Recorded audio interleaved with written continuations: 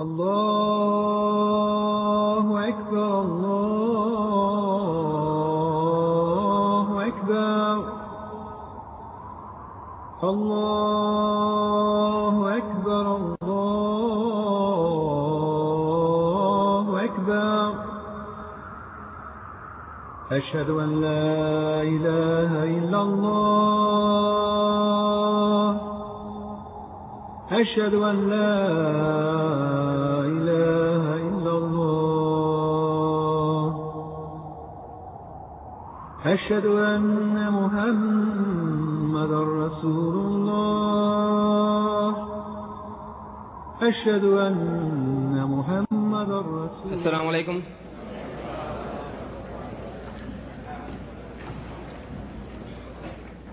Bismillah ar-Rahman ar-Rahim.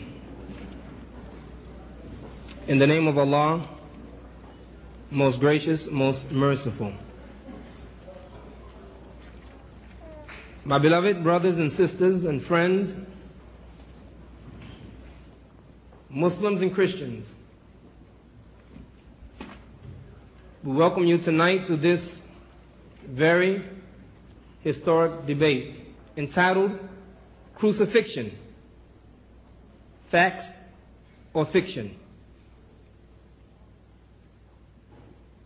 The debate, the format of tonight's debate, the first speaker will speak for 50 minutes.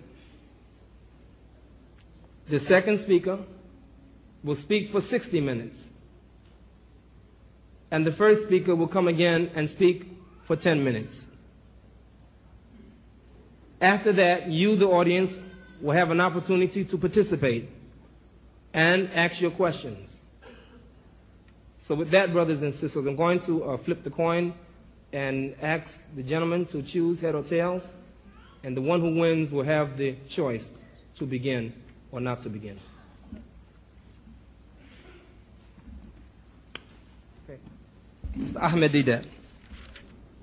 أعوذ بالله من الشيطان الرجيم بسم الله الرحمن الرحيم وقل جاء الحق وزهق الباطل إن الباطل كان زهوقا وننزل من القرآن ما هو شفاء ورحمة للمؤمنين ولا يزيد الظالمين إلا خسارا. صدق الله العظيم. Mr. Chairman and my dear brothers and sisters,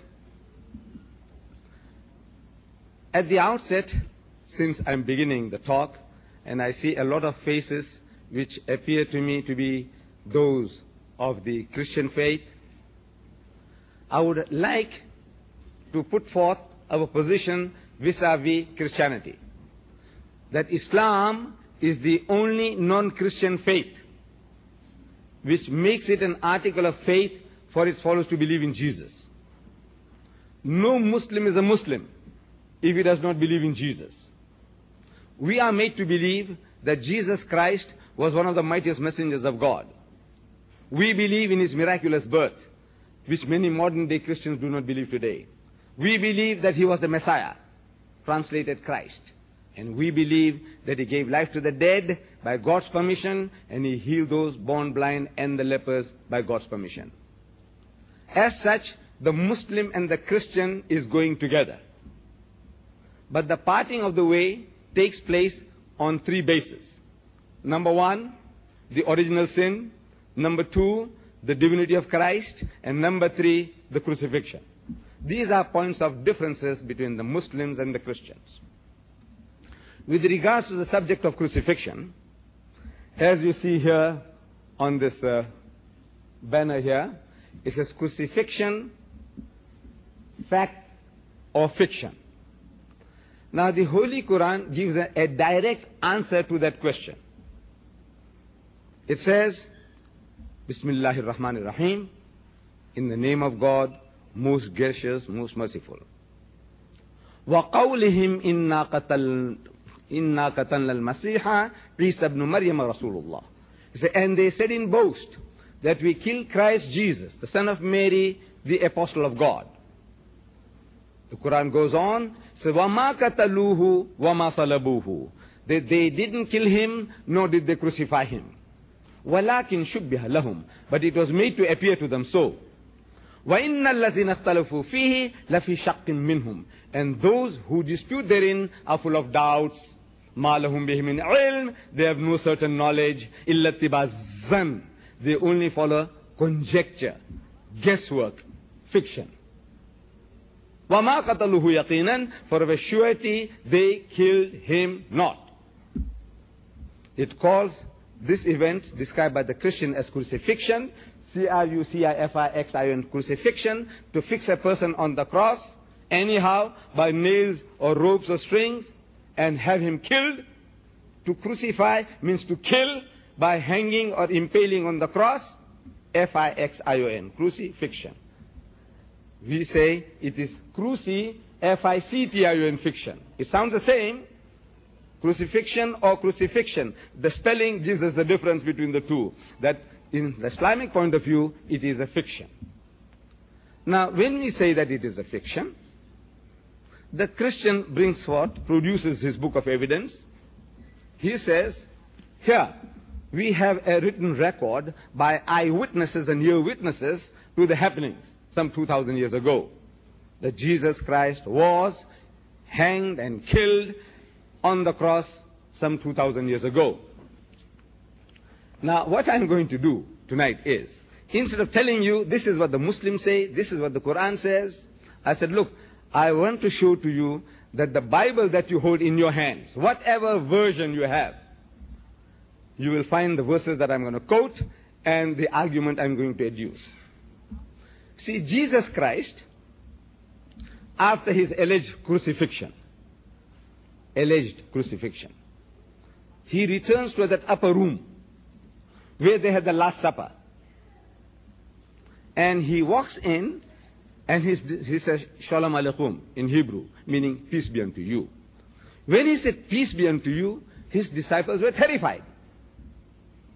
So I'm asking my learned friends, I have been doing this for quite some time, my learned friends of Christianity, why were they terrified?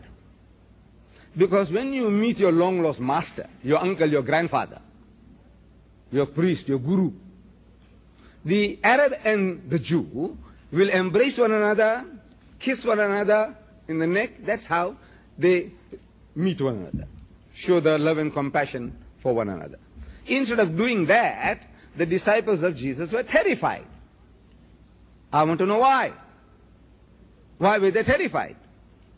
So the Christian tells me, he says, you see in Luke chapter 24, we are told by Luke that they were affrighted because they thought he was a spirit. The wordings are, they thought he was a spirit, a ghost, a spook. So I'm asking, did he look like a spirit? Did he look like a ghost? Did he look like a spook? The Christian says no. Then I said, why should they think the man is a spirit when he didn't look like one? So he gets puzzled. This is my experience with the most learned men of Christianity. They get puzzled. Why would they think the man is a spirit when he doesn't look like a spirit? I said, the reason is that the disciples of Jesus, they had heard from hearsay, people were talking, that the master was hanged on the cross. They had heard from hearsay, people were talking, that he had given up the ghost. In other words, the spirit had come out. He had died. They had heard from hearsay what people were talking, that he is now dead and buried for 3 days. A man with such a reputation, you expect that man to be stinking in his grave after 3 days. Because all the knowledge of the disciples was from hearsay.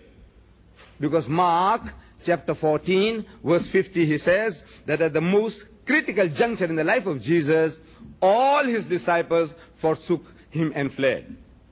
All his disciples, they forsook him and fled, which means they were not eyewitnesses or ear witnesses to the happenings. The knowledge was from hearsay. So on hearsay evidence, if you know about a man who is dead and buried, and when you see such a person, seemingly that person, naturally you are terrified, because you're thinking the man is a spook, a ghost. So Jesus Christ, wanting to assure them that is not what they're thinking, he says, and I'm quoting, He says, behold my hands and my feet. Look, have a look at my hands and my feet. That it is I myself. I'm the same fellow man. What's wrong with you? What are you afraid of me for? He said, handle me and see. Handle me and see. For a spirit has no flesh and bones as you see me have.